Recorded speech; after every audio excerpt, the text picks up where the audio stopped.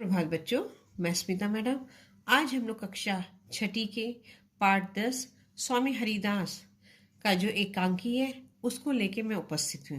बच्चों, पिछली कक्षा में एकांकी के बारे में आप लोग को बताई थी कि इसमें तानसेन अकबर आपस में बातचीत करते हैं और वो कहते हैं कि तानसेन के जो गुरु है स्वामी हरिदास का उन्हें संगीत सुनना है, क्योंकि अकबर संगीत प्रेमी है और वो संगीत साधना को बहुत ठीक ढंग से जानना चाहते हैं और उनके तक पहुंचना चाहते हैं।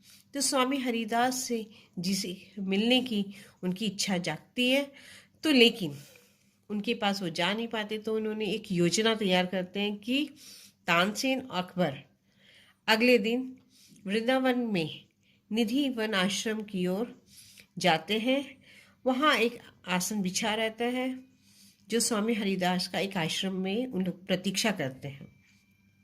तो यहाँ पर अकबर एक सेवक के लिबास में पहुँचते हैं, राजा के लिबास में नहीं, सेवक के लिबास में वहाँ पहुँचते हैं। और वहाँ उनके गुरु स्वामी हरिदास जी, तानसेन के जो गुरु हैं स्वामी हरिदास जी आते हैं। तो अपनी शिष्य की बहुत बड़ाई करते हैं कि तुमने बहुत अच्छा कार्य किया, बहुत अच्छा संगीत है, बहुत अच्छे राग तुमने गाया है, और यहाँ के जो हमारे बादशाह है यानी अकबर को आप प्रसन्नचित हमेशा करते हैं। तो वो बोलते हैं, तानसेन कहते हैं कि नहीं गुरु, ये जी आपका देन है, आपका जो शिक्षा मुझे मिली है उसी के द्वारा मैं आज इस मुकाम पर पहुँच पाया। तो हरिदास जी कहते हैं कि ठीक है, आपने एक नई धुन बनाई है तो इस धुन को आप मेरे सामने पेश कीजिए। तो यहाँ पर तानसेन ने बोले सोचा कि एक बहुत अच्छा उपाय है।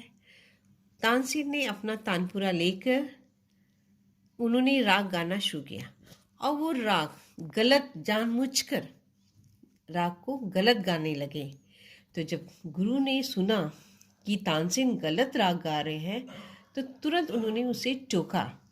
टोकने के बाद कहा कि तानसेन, तुम तो गलत राग गा रहे हो, ये राग ऐसे नहीं गाया जाता है।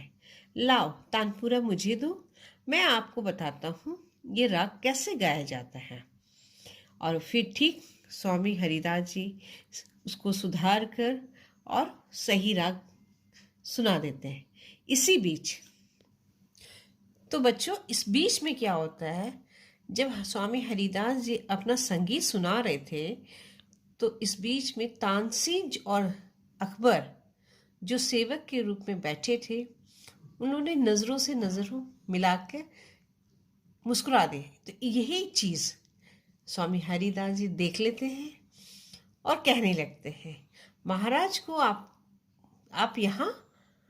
तब तानसेन कहा कि हाँ गुरुदेव, हमें क्षमा कीजिए, हम आपका संगीत सुनने के लिए ये योजना बनाए कि हम महाराज को सेवक के लिबास में आपके सामने पेश करें, और महाराज भी और आपका संगीत सुन लेते हैं। तो यहाँ पर अकबर कहते हैं, सच में आप गुरु हैं, और गुरु की तुलना शिष्य से नहीं, और सही मायने में आपका संगीत बहुत ही अच्छा है। और उन्होंने हरिदास जी को कहा कि आपके संगीत के द्वारा, और मुझे, अकबर ने कहा, मुझे संगीत बहुत प्रिय है, मैं हर क्षेत्र के संगीत को मैं सुनना चाहता हूँ और अपने दरबार में सजा, लेकिन आप गुरु हैं, आप परमात्मा ईश्वर की साधना करते, आश्रम में रहते, तो आपके संगीत को हम मात नहीं दे सकते। तो बच्चों, तो ये था एक नाटक कि स्वामी हरिदास जी अपनी ईश्वर, अपनी मर्जी से ईश्वर की साधना करते थे, और उन्हीं के लिए उनको कोई लाभ नहीं, उसी में संतोष रहते थे। अपने संतोषजनक से आश्रम को बढ़ावा देते थे, वहाँ के लोगों को, शिष्य को शिक्षा देते थे, लेकिन उनको कोई ख्वाहिश नहीं थी कि वो दरबारी के रूप में पेश हो। तो उनका संगीत सच में महान संगीत था। तानसेन उनके शिष्य थे, लेकिन वो भी बहुत अच्छा संगीत, क्योंकि गुरु की बदौलत ही जो शिष्य है अपनी ऊंचाइयों तक पहुंचते हैं, आगे बढ़ते हैं, अपना नाम रोशन करते हैं। तो बच्चों, यहाँ पर स्वामी हरिदास जी की जो संपूर्ण शिक्षा संगीत को सुनकर तानसेन अकबर फिर वहाँ से उन लोग राज दरबार में चले जाते हैं। तो बच्चों, आज की कक्षा के यहाँ तक, और बच्चों तुमने ये पाठ अच्छी तरह से समझ लिया होगा। धन्यवाद।